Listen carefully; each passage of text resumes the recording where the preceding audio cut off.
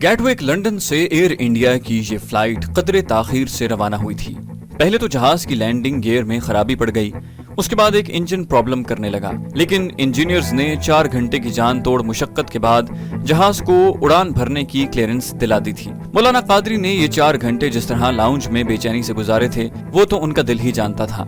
न जाने क्यों उन्हें इस दौरान मुसलसल धड़का लगा रहा था कि कहीं कोई अनहोनी न हो जाए। जब से वो अमेरिका से पेरिस मुंतकिल हुए थे उसके बाद से मुसलसल बेचैनी के शिकार थे। उनका इरादा तो जल्द से जल्द भारत जाकर बिजनेस संभालने का था, लेकिन उनके दोस्तों ने अभी इसकी इजाजत नहीं दी थी। शायद वो मौलाना कादरी से कोई और कारनामा भी अंजाम दिलाना चाहते थे। पेरिस के मज़ाफात में जहां वो कयाम पजीर थे और दूर तक कोई भारतीय या पाकिस्तानी घराना आबाद नहीं था, उन्होंने पेरिस पहुंचते ही अपनी दाढ़ी से निजात हासिल कर ली थी और यहाँ मौलाना कादरी की बजाय अपना असल नाम मुंशी खैरुद्दीन के साथ रिहाइश इख्तियार की थी। अपनी दानिश में मौलाना कादरी ने हर वो निशान खत्म कर दिया था जो उनके माजी तक किसी को पहुंचा सकता, और अब वो बहुत मुतमईन थे। उस रोज अचानक ही उनके दोस्त तिवारी का फोन आया था, जिसने मौलाना से कहा था कि वो पेरिस से लंदन आ जाए जहां उनकी सीट बुक है और एयर इंडिया के जरिए उनके दिल्ली पहुंचने के इंतजामात भी मुकम्मल हैं। तिवारी ने उन्हें कहा था कि वो खुद उनको लेने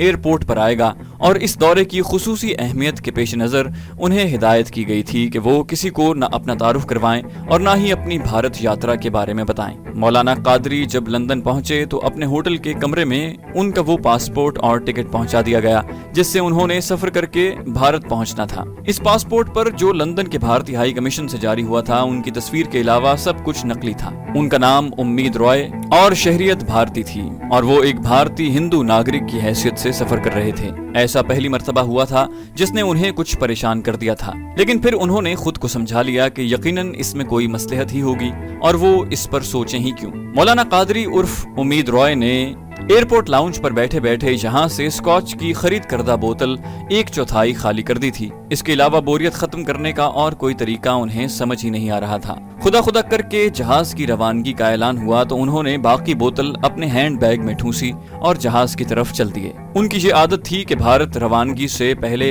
अपना शराब का कोटा यहीं से खरीद कर अपने पास संभाल लिया करते थे। उन्हें हमेशा इस बात का शक रहता था कि भारत में बाकी तमाम चीजों की तरह विलायती शराब भी नकली ही मिलती है। एग्जीक्यूटिव क्लास में मौजूद अपनी सीट में धंसते हुए मौलाना कादरी की नजरें बदस्तूर उस गुजराती एयर होस्टेस पर गड़ी हुई थी जो उन्हें दरवाजे से यहाँ तक बड़े एहतमाम से लाई थी और अब उनका कोट उतारने में मदद दे रही थी। मौलाना से कोट थाम कर उसने कतार के आखिरी हिस्से में मौजूद हैंगर्स में से एक हैंगर पर टांग दिया और खुद उनके लिए मशरूबात लाने चली गई। मौलाना ने दिल्ली तक इस एयर होस्टेस की जान नहीं छोड़ी थी और किसी न किसी बहाने से उसे अपने पास बुलाकर उससे बातचीत का जवाब निकालते रहे। रात 1 पहर बीत चुकी थी जब जहाज दिल्ली के इंटरनेशनल एयरपोर्ट पर लैंड हुआ। मौलाना सीढ़ी से उतरकर जैसे ही जमीन पर पहुंचे, वहां एयरपोर्ट स्टाफ के साथ खड़े तिवारी ने आगे बढ़कर गर्मजोशी से उनसे मुआनिका किया और उनका हाथ थामकर उस कार तक ले आया जो रनवे के दूसरे कोने पर जहाज से कुछ फासले पर खड़ी थी। मौलाना को लेकर कार वीआईपी लाउंज के उस मखसूस हिस्से की तरफ चली गई जहां कोई आम शख्स घुसने का तसव्वुर नहीं कर सकता था। तिवारी के साथ कार से उतरकर वो यहां आए और अगले चंद मिनट बाद उनका सामान उन तक पहुंचा दिया गया। एक मर्तबा फिर मौलाना कार में तिवारी के साथ एयरपोर्ट से बाहर निकल रहे थे। तिवारी मौलाना को दिल्ली से बाहर शाहपुर के उसी खुसूसी गेट हाउस तक ले जा रहा था जहां रॉ के इंतहाई अहम मेहमानों का कयाम रहता था। इस गेस्ट हाउस तक पहुंचना किसी आम शख्स के बस की बात नहीं थी। गेस्ट हाउस के गिर्द 2-3 किलोमीटर तक मसनूई घना जंगल आबाद किया गया था और उस तक जाने वाली वाहिद सड़क गेस्ट हाउस से करीबन 5 किलोमीटर दूर गेट लगाकर बंद कर दी गई थी। इस बंद गेट से सिर्फ वही गाड़ी गुजर सकती थी जिनकी मंजिल गेस्ट हाउस होती, दूसरी कोई भी गाड़ी उस तरफ नहीं आती थी। मौलाना कादरी एक मर्तबा पहले भी इसी गेस्ट हाउस की खुसूसी मेहमान नवाजी का लुत्फ उठा चुके थे। ये इनकी जिंदगी की सबसे हसीन रातें थीं जिनकी याद उन्हें आज तक तड़पाती थी। जब तिवारी ने उन्हें बताया कि उनका कयाम शाहपुर गेस्ट हाउस में है तो मौलाना की राल वहीं से टपकने लगी। वो चश्मे तसव्वुर से उन हसीनाओं को देख रहे थे जिनके पहलू में उन्हें यहाँ अपनी रातें गुजारनी थी। अरे वाह तिवारी साहब, भाई ये तो कमाल हो गया, यानी ऐसा जबरदस्त सरप्राइज। भाई मान गए आप लोगों को। मौलाना कादरी ने भरपूर जोश और जज्बे से तिवारी का हाथ दबाते हुए कहा, अरे हुजूर, अभी तो आपके लिए ऐसे ऐसे सरप्राइज वहाँ मुंतजिर हैं कि बस देखकर दंग रह जाएंगे। तिवारी ने मक्कारी से मुस्कुराते हुए कहा, तिवारी साहब, आप इस बंदा नाचीज को शायद शाहपुर पहुंचने से पहले ही किसी और जहान की सैर करवाने पर तुले हुए हैं। कादरी साहब ने मस्ती से सरशार लहजे में कहा, नहीं हुजूर, ऐसा मत कहिए, क्यों इस गरीब की नौकरी के पीछे हाथ धोकर पड़े हैं। एक मर्तबा आपको ठिकाने तक पहुंचा दूं, बस फिर सीधे आलम बाला पहुंच जाइएगा। तिवारी की मुस्कुराहट बरकरार रही। अरे बंदा परवर, क्यों हमारी जान लेने पर तुले हैं, कुछ तो बताइएगा। कारी पर अभी से नशा तारी होने लगा था। तफसीलात में जाने का इजारा तो नहीं हुजूर, बस ये जान लीजिए कि आपकी जिंदगी में ऐसी रात न कभी पहले आई थी, न कभी आइंदा आएगी। तिवारी की मक्कारी बरकरार रही, गोया ये हमारी जिंदगी की आखिरी रात है। मौलाना कादरी ने तो न जाने किस तरंग में ये बात कह दी थी, लेकिन तिवारी गड़बड़ा गया। अरे बंदा नवाज, कैसी बातें कर रहे हैं, 1000 साल की उम्र है आपकी, 1000 साल। तिवारी ने दांत निकाले। मौलाना कादरी ने शाहपुर गेस्ट हाउस पहुंचने से पहले ही तैयारी शुरू कर दी थी, जिसका आगाज उन्होंने अगली सीट पर धरे अपने हैंडबैग की जेब से स्कॉच की बोतल निकालते हुए किया और उसके 3-4 लंबे लंबे घूंट हल्क में उंडेल लिए। उन्हें हैरानी इस बात पर हो रही थी कि मुतअद्दिद मर्तबा दावत देने पर भी तिवारी ने बोतल को हाथ नहीं लगाया था, हालांकि शराब उसकी मौलाना से ज्यादा कमजोरी रही थी। डरता है साला अफसरों से, उसने दिल ही दिल में उसकी हालत से लुत्फानंदोज होते हुए कहा। तिवारी ने रास्ते में उनसे मुख्तलिफ नौयत के सवालात करके इस बात की यकीन दहानी हासिल कर ली थी कि मौलाना कादरी ने पेरिस से दिल्ली पहुंचने तक किसी को भी अपने इस सफर से मुताल्लिक कुछ नहीं बताया। उन्होंने पेरिस में मौजूद अपनी बेगम साहिबा और बरखुरदार से कहा था कि वो एम्स्टरडैम में बिजनेस ट्रिप पर जा रहे हैं और 2-3 रोज में लौट आएंगे। घर वालों के लिए ये कोई नई खबर नहीं थी कि वो जुस्तजू करते। वैसे भी उनकी बेगम और साहबजादे उनकी घर से गैर मौजूदगी में ज्यादा खुश रहा करते थे। रेस्ट हाउस आ गया था। शराब के नशे में धुत मौलाना कादरी झूमते हुए गाड़ी से बाहर निकले, लेकिन अपने इस्तकबाल के लिए आने वालों की शक्ल पर नजर पड़ते ही उनका नशा हिरन हो गया। जहाँ के मामूल के मुताबिक तो किसी नाजुक अंदाम हसीना को उन्हें रिसीव करना चाहिए था, लेकिन ये तो इंतहाई मकरू शक्ल वाले 2 जाट थे। आइए मौलवी साहब आइए, हम तो सुबह से आपका इंतजार कर रहे थे, बहुत देर कर दी आपने। उनमें से एक ने मौलाना कादरी का हाथ आगे बढ़कर थामते हुए कहा। मौलाना कादरी को यूं लगा जैसे वो कोई डरावना ख्वाब देख रहे हैं, लेकिन जैसे ही उसने झटका देकर उन्हें अपनी तरफ खींचा तो उनके 14 तबक रोशन हो गए। क्या बदतमीजी है ये, क्या मजाक है। उन्होंने कदरे गुस्से से तिवारी की तरफ देखकर कहा, मैंने कहा था मौलाना कि वहाँ बहुत से सरप्राइज तुम्हारे मुंतजिर हैं। तिवारी ने कंधे उचकाते हुए कहा, और दूसरे ही लम्हे मौलाना कादरी के मुंह पर मौत की जर्दी ने डेरा जमा लिया था। उसे याद आ गया, तिवारी ने तो ये भी कहा था कि ऐसी रात उसकी जिंदगी में दोबारा कभी नहीं आएगी। तो क्या इन लोगों ने मुझे मारने का फैसला कर लिया है? टिश्यू पेपर की तरह मुझे इस्तेमाल करने के बाद अब मुझे गंदगी के ढेर पर फेंकने वाले हैं ये लोग। इस ख्याल ने उसे लर्जा कर रख दिया। तिवारी साहब प्लीज देखिए ना, ये तो अच्छी बात नहीं, इस तरह तो। उन्होंने ज़िबा होने वाली भैंस के बछड़े की तरह तिवारी की तरफ रहम तलब नजरों से देखा। देखिए मौलाना, मेरी या इन लोगों की आपसे कोई दुश्मनी नहीं, आपकी तरह हम भी हुक्म के पाबंद हैं। ये सब कुछ अपनी मर्जी से तो नहीं कर रहे। तिवारी ने उनकी तरफ देखकर अदाए बेनियाजी से कहा, क्या मतलब है तुम्हारा? क्या करोगे तुम मेरे साथ? मुझे मारोगे? बस मैं तुम सबको फना कर दूंगा।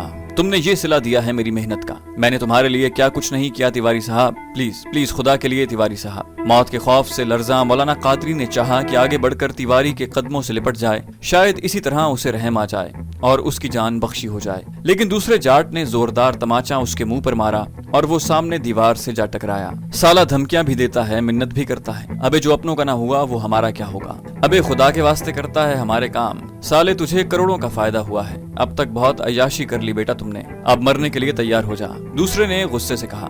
मौलाना कादरी पर जैसे पागलपन का दौरा पड़ गया था। उसने मुंह भर भर कर उन्हें गालियां देना शुरू कर दी। अचानक ही तिवारी ने अपने पहलू से लटका साइलेंसर लगा पिस्तौल निकाला और यके बाद दीगरे कई गोलियां उसके जिस्म में उतार दी। साला बकवास बहुत करता है, उसने गुस्से से लाश को ठोकर मारते हुए कहा। हमने तो कोई और प्रोग्राम बनाया था सर। उनमें से एक ने कहा, सॉरी यार, फिर कभी सही। ये अकेला तो हमारे लिए अपनी कम्युनिटी से काम नहीं कर रहा, इस जैसे कई गधे हमारी बार बर्दारी कर रहे हैं। तिवारी ने कहा, क्रियाक्रम करवा दें साहब। दूसरे ने पूछा, हाँ, सुबह शमशान घाट पर ले जाकर जला देना। साला नाम का ही मुसलमान था, मैं कहाँ इसके लिए कब्र खोदता फिरूं। तिवारी ने पिस्तौल दोबारा होल्स्टर में डालते हुए कहा, जो हुक्म सर। पहले ने कहा, रहा। दोनों उसके सामने ही लाश को टांगों से पकड़कर घसीटते हुए दूसरी तरफ ले गए। तिवारी ने ड्राइवर की तरफ देखा और आगे बढ़कर उसका मूड खराब हो रहा था, जिसे दुरुस्त करने का बंदोबस्त भी यहाँ ही मौजूद था। हेडक्वार्टर महफूज तरीन बम प्रूफ तहखाने में जहाँ वो मीटिंग कर रहे थे, आने वाले ज्यादा लोग वो थे जो यहाँ इससे पहले आए तो कई मर्तबा थे, लेकिन यहाँ आने और जाने का रास्ता उन्हें मालूम नहीं था। बस वो ग्राउंड फ्लोर पर मौजूद एक लिफ्ट में सवार होते जिसके अंदर किसी तरह का कोई साइन नहीं था। लिफ्ट उन्हें लेकर पहले सीधी फिर दाएं हाथ की ट्रेन की पटड़ी पर सफर करती और एक कमरे के सामने का दरवाजा खुल जाता, जिससे निकलकर वो इस कमरे में आ जाते थे। वापसी भी उनकी इसी तरह होती थी। डीजी रॉ अपनी टीम के साथ मेज के एक तरफ, जबकि वजीर दाखिला, वजीर खारजा और वजीर दफा दूसरी तरफ मौजूद थे। आप मुतमईन रहें सर, अब कादरी उन्हें दुनिया के किसी कोने में नहीं मिलेगा। डीजी ने जानकी दास से अमेरिका की रुदाद सुनकर कहा, शाबाश, मैं तो कहता हूँ इन साले मुस्लों को साथ साथ फारिग करते रहा करो और मिल जाएंगे, बहुत जनसंख्या है इनकी। उदय शाम ने अपनी खुशी जताई। उल्लू का पट्टा। डीजी ने उसे दिल ही दिल में गाली देते हुए कहा, ये हमें समझाएगा कि किसे कब फारिग करना है, बुढ़ा खूसट, साला दमे का मरीज। बिल्कुल बजा फरमा रहे हैं मिनिस्टर साहब, वजीर दिफा माइकल ने कहा। अबे चुप कर चूड़े की औलाद, साला जाने किस गधे ने इसे मिनिस्टर बना दिया है। डीजी ने उसके मुतालिक दिल ही दिल में कहा, देखो गुप्ता जी, हमें तो अपनी जिंदगी में इस मुल्क को टूटते और भारत माता को मुकम्मल होते देखना है। कुछ भी करो, जल्दी करो। 11 सितंबर के बाद ऐसे हालात जाने फिर कब पैदा हों। जानकी दास ने, जो खुद को आरएसएस का इब्तदाई मेंबर कहने में बड़ा फख्र महसूस करता था, उसने कहा, ऐसा ही होगा sir. Mister Das please. DG ने अपने मातहत की तरफ देखकर इशारा किया और डायरेक्टर सीआई मिस्टर दास उठकर उस बोर्ड तक गया जिसके जरिए उसे इन लोगों के अगले मंसूबे से आगाह करना था। उसने तफसीलन मिनिस्टर साहिबान को बताया कि अगले चंद दिनों में वो क्या करने वाले हैं और इससे पाकिस्तान पर क्या असर मुरत्तब होंगे। इस मुल्क को गैर मुल्कियों के लिए गैर महफूज मुल्क बना दो गुप्ता जी। उदय शाम फुनकारा, ऐसा ही होगा सर। डीजी ने रट्टा रटाया फिक्रा दोहराया। ये गिरजे वाली बात मेरे मन को बहुत अच्छी लगी है। माइकल ने चोंच खोली। इस तरह हम दुनिया को ये बता देंगे कि भारत ही ईसाइयों का कत्लेआम नहीं कर रहा, पाकिस्तान में भी वो बिल्कुल गैर महफूज हैं। उन्हें बात मुकम्मल करके उसने दाद तलब नजरों से बाकी लोगों की तरफ देखा। लानत है तुझ पर साले, क्रिश्चियन होकर अपने हम मजहबों के लिए ऐसे जज्बात रखता है। डीजी ने उसकी तरफ देखकर अपने दिल में कहा, ये बड़ा हाई टाइम है गुप्ता जी, बस आजकल में ही कुछ कर गुजरिए। उदय शाम ने, जो खासी जल्दी में दिखाई दे रहा था, उससे कहा, सर आपके इल्म में लाना था, काम तो शुरू हो चुका है, आप अगले 4-5 रोज में सुन लेंगे सब कुछ। डीजी ने कहा, बहुत मजा आएगा। जानकी दास ने सिसकारी ली। थोड़ी देर तक डीजी और उसके मातहतों से मगज खपाई के बाद तीनों जिस तरह यहाँ आए थे उसी तरह वापस लौट गए। दोनों बहुत अरसे के बाद इकट्ठे हुए थे। अब तो उन्हें भी अपने असली नाम याद नहीं रहे थे। इस मर्तबा एक को हमीद और दूसरे को सईद नाम अलॉट हुआ था। हमीद और सईद ने 5 साल पहले देहरादून के कैंप पटवारी में इकट्ठे तरबियत हासिल की थी। दोनों का ताल्लुक एक सूबाई दहशतगर्द तंजीम से था और दोनों अपनी तंजीम के हुक्म पर ही तरबियत हासिल करने भारत गए थे। उन्होंने भारत में एक दूसरे को कभी नहीं देखा था, क्योंकि दोनों अलग अलग जिले के रहने वाले थे। ना ही भारत के तरबियती कैंप में किसी को एक दूसरे से अपने असली तारुफ के साथ मिलने की इजाजत थी। ऐसा कुछ उनकी हिफाजत के लिए ही किया जाता था। दहशतगर्द तो जब कोई खतरनाक तरबियत हासिल करते तो अपने चेहरे नकाब से छुपा लिया करते थे ताकि एक दूसरे की शनाख्त न कर सकें। एक बात का इल्म तो बहरहाल उन सबको था कि इनका ताल्लुक पाकिस्तान से है और पाकिस्तान ही में इन्होंने तकरीबी कार्रवाइयां भी करनी हैं। हमीद और सईद की बटवारी कैंप से रुखसती के बाद दूसरी मुलाकात 2 साल बाद तब हुई जब उन्हें अपने इलाकों से बहुत दूर पाकिस्तान की शुमाली सरहद के नजदीक एक धमाका करने जाना था। लेकिन हमीद को इस बात का इल्म न था, न ही सईद को कि उनका दूसरा साथी कौन हो सकता है। दोनों जब पेशावर के एक होटल में इकट्ठे हुए तो उन्हें इल्म हुआ कि दोनों कौन हैं। उसके बाद वो अलग हुए तो दूसरी 3 मुलाकातें तकरीबन 2 माह के वक्फे से होती रहीं, जब उन्हें किसी मिशन पर इकट्ठे भेजा जाता, और आज वो करीबन 2 साल बाद फिर इकट्ठे हुए थे। इस मर्तबा उन्हें शायद जिंदगी का सबसे खतरनाक मिशन सौंपा गया था। लेकिन दोनों के लिए अब कोई भी मिशन खतरनाक नहीं रहा था। उन्हें सिर्फ दौलत से गरज थी या फिर उस जिस्मानी अय्याशी से जो उनके एक इशारे पर उन्हें बहम पहुंचा दी जाती थी। तरबियत के आगाज में तो वो खासे इनकलाबी हुआ करते थे, लेकिन पाकिस्तान आने के कुछ अरसे बाद ही उन्हें अंदाजा हो गया कि इनकलाब वगैरह सब बकवास है। इनकलाब सिर्फ इसी बात का नाम है कि अपने मुल्क में दुश्मन के कहने पर धमाके किए जाएं, बेगुनाहों को कत्ल किया जाए और हंगामा आराई करके अपनी हुकूमत को ब्लैकमेल किया जाए। जिन सूबाई मफादात के नाम पर उन्हें वरगलाया गया था, اس کی کوئی حیثیت یا اہمیت نہیں تھی۔ ان کے بڑے بھی صرف مفادات اور فلاحی مقاصد حاصل کرنے کے لیے اس قسم کے نعرے لگایا کرتے تھے، ورنہ تو انہیں بھی اس بات سے کوئی غرض نہیں تھی کہ صوبے یا پارٹی کے لوگوں کا کیا حال ہے۔ ان کی طرف سے سب کچھ جاتا جہنم میں، انہیں صرف اپنے ذاتی مفادات عزیز تھے۔ دونوں کو حسب سابق الگ الگ ہدایات ٹیلی فون پر ملی تھی۔ انہیں تو اس بات کا علم بھی نہیں تھا کہ ہدایات دینے والا کون ہے۔ کبھی کبھی البتہ کوئی اجنبی انہیں کام کرنے کا معاوضہ ضرور پہنچا دیا کرتا تھا۔ دونوں صوبائی دارالحکومت کے ریلوے اسٹیشن کے نزدیک ایک ہوٹل پر آپس میں ملے تھے۔ اس ملاقات سے پہلے بھی انہیں اس بات کا علم نہیں تھا کہ وہ دونوں ہی اکٹھے ہو رہے ہیں۔ بس سعید کو ہدایت ملی تھی کہ وہ ہوٹل انڈس کے کمرہ نمبر 208 میں، جو اس کے نام پر بک چکا ہے، قیام کرے، جہاں شام 6 بجے کے بعد کسی بھی وقت حمید اس سے ملاقات کرے گا۔ یہ حمید کون ہے؟ اس کا علم سعید کو نہیں تھا، نہ ہی حمید کو علم تھا کہ سعید کون ہو سکتا ہے۔ دونوں نے جب ایک دوسرے کو دیکھا تو ایک دوسرے سے بے تکلفی سے لپٹ گئے۔ اپنی تربیت کے مطابق اس کے باوجود دونوں نے ایک دوسرے کو شناخت کے لیے وہ کوڈ ورڈ دہرائے جو انہیں بتائے گئے تھے۔ حمید کو کسی اور ہوٹل میں قیام کا حکم ملا تھا، اور یہ ہدایت بھی کہ وہ اپنی قیام گاہ سے سعید کو باخبر نہیں کرے گا، اور اس نے ایسا ہی کیا۔ اب تک ان دونوں کے درجنوں ساتھی یا تو پولیس کے ہاتھوں مارے جا چکے تھے یا پھر گرفتار ہو کر جیلوں میں سڑ رہے تھے۔ ان دونوں کے بچے رہنے کا راز بھی یہی تھا کہ انہوں نے ہمیشہ تربیت گاہ میں حاصل کردہ ٹریننگ پر سختی سے عمل کیا تھا اور رازداری کا اہتمام کرنے میں کسی کوتاہی کا مظاہرہ نہیں کرتے تھے۔ حمید نے سعید کو اگلے روز رات 8 بجے ہوٹل کے نزدیک ایک جگہ پر ملنے کے لیے کہا تھا، اور اب وہ اس سے الگ ہو کر اپنے کام پر جا رہا تھا۔ حمید تھوڑی دیر بعد ہی اس آٹو مارکیٹ کے نزدیک پہنچ چکا تھا جہاں پرانے موٹر سائیکل فروخت ہوا کرتے تھے۔ اس نے خاص تردد اور مختلف دلالوں سے بحث مباحثہ کے بعد ایک پرانے ماڈل کی موٹر سائیکل خریدی، لیکن اس بات کا خاص خیال رکھا تھا کہ موٹر سائیکل کا انجن بہترین حالت میں ہو۔ وہ خود مکینک تھا اور اس بات کا اندازہ کر سکتا تھا کہ انجن کس حالت میں ہے۔ انجن کو رقم ادا کرنے کے بعد اس نے رسید لے لی اور ایجنٹ نے وعدہ کیا تھا کہ وہ جب بھی کہے گا کہ موٹر سائیکل اس کے نام ٹرانسفر کروا دی جائے گی۔ حمید نے مالک سے اوپن لیٹر لیا تھا اور کہا تھا کہ وہ خود اپنے نام کروائے گا۔ ایجنٹ نے اپنے ریکارڈ کے لیے حمید کو جو فارم بھرنے کے لیے دیا تھا، اس میں حمید نے بڑے اطمینان سے خریدار کے نام سے شناختی کارڈ نمبر تک ہر اندراج غلط کر کے اسے دے دیا تھا۔ البتہ موٹر سائیکل مالک سے ہر کاغذ بڑی چھان پھٹک کے بعد بحث مباحثہ کر کے وصول کیا تھا، تاکہ ایجنٹ اور مالک دونوں کو اس بات کا پکا یقین ہو جائے کہ وہ کوئی 2 نمبر آدمی نہیں۔ موٹر سائیکل کی ٹینکی اس نے پیٹرول سے بھروا لی تھی اور اب موٹر سائیکل پر سوار شہر میں گھوم پھر رہا تھا۔ اس نے اپنے منہ پر ہیلمٹ چڑھا رکھا تھا جس سے اس کی شناخت ممکن نہیں رہی تھی۔ یوں بھی سرما کا موسم ہونے کی وجہ سے زیادہ تر موٹر سائیکل سوار ہیلمٹ استعمال کرتے تھے۔ یہ شہر حمید کے لیے کوئی اجنبی نہیں تھا۔ وہ اس سے پہلے متعدد مرتبہ یہاں آ چکا تھا اور یہاں کی بیشتر سڑکوں سے آشنائی رکھتا تھا۔ اس کے باوجود اس نے ٹارگٹ ایریا کے گرد 3 چکر لگائے اور یہاں سے فرار کے تمام ممکنہ راستوں کا جائزہ لینے کے بعد شام کے بعد طے شدہ وقت پر مقررہ مقام پر پہنچ گیا جہاں سعید پہلے سے اس کا منتظر تھا۔ دونوں نے سردی سے بچنے کے لیے بڑی بڑی جیکٹیں پہن رکھی تھی جن میں آسانی سے 8-10 ہینڈ گرینیڈ اور پستول چھپائے جا سکتے تھے، اور اب دونوں ٹارگٹ ایریا کی طرف جا رہے تھے۔ یہ شہر کا سب سے بڑا کیتھولک چرچ تھا جہاں آج بطور خاص ویٹیکن سے آئی ایک مذہبی شخصیت کے اعزاز میں تقریب ہو رہی تھی۔ اس تقریب میں شمولیت کے لیے ملک کے کونے کونے سے پادری صاحبان اکٹھے ہوئے تھے۔ شہر کا ہر قابل ذکر کرسچن یہاں موجود تھا۔ دونوں بڑے اطمینان سے اپنے گلے میں صلیب لٹکائے گرجے تک پہنچے۔ موٹر سائیکل انہوں نے ایسی جگہ پارک کی تھی جہاں سے دونوں آسانی کے ساتھ موٹر سائیکل کو ہنگامے کے بعد نکال کر لے جا سکیں۔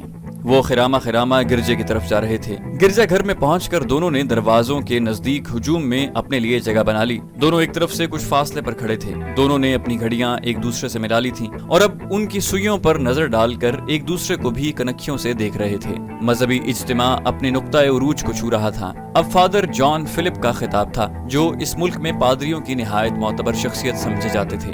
جیسے ہی انہوں نے اپنا خطاب شروع کیا، دونوں نے ایک دوسرے کی طرف کنکھیوں سے دیکھا، اپنی جیکٹ کی جیبوں میں ہاتھ ڈالے اور دوسرے ہی لمحے دونوں نے جیبوں کے اندر ہی ہینڈ گرینیڈ کی پن نکال کر اس طرح اگلی سیٹوں پر پھینک دیے کہ ان کے ساتھ کھڑے لوگوں کو بھی اس بات کا علم نہ ہو سکے کہ یہ حرکت کس نے کی ہے۔ بم پھینکنے کے بعد انہوں نے سب سے پہلے نزدیکی دروازے کی طرف چھلانگیں لگائی تھیں۔ ان کے باہر پہنچنے کے ساتھ ہی 2 زوردار دھماکے ہوئے اور اندر قیامت صغرا برپا ہو گئی۔ دونوں اس افراتفری سے فائدہ اٹھا کر اپنے پاس موجود گرینیڈ برق رفتاری سے پھینک رہے تھے۔ انہوں نے اس اثنا میں 3 گرینیڈ اور پھینک دیے تھے اور ابھی تک کسی کو سمجھ نہیں آ رہی تھی کہ حملہ آور کون ہے۔ ہجوم کے درمیان وہ بھی چیختے چلاتے باہر نکلے اور موٹر سائیکل تک جا پہنچے۔ دونوں پھرتی سے موٹر سائیکل پر سوار ہوئے۔ حمید نے سعید کو اسٹیشن کے نزدیک ڈراپ کر دیا جہاں اسے دوسرے صوبے تک جانے والی گاڑی تیار کھڑی تھی۔ وہ خود موٹر سائیکل اسٹیشن کی پارکنگ میں کھڑی کر کے رکشے کے ذریعے اپنے ٹھکانے تک پہنچ گیا۔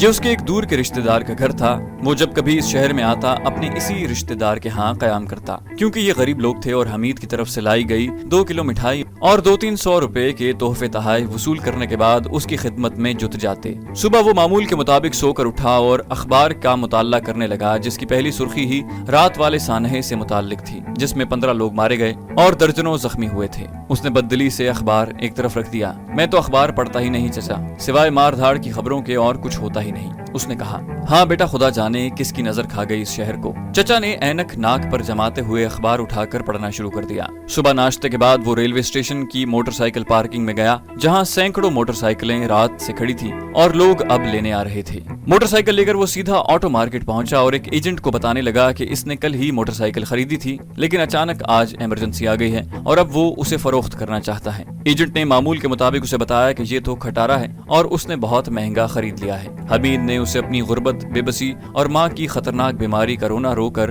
کل کی قیمت سے 2000 روپے کم وصول کیے اور وہاں سے سیدھا چچا کے گھر پہنچ گیا۔ چچا اور ان کی فیملی کے ساتھ وہ ٹیکسی کرائے پر لے کر سیر کے لیے نکل گئے۔ 2 روز اسی طرح گزر گئے اور تیسرے دن وہ ان سے رخصت لے کر سیدھا اپنے گھر چلا گیا۔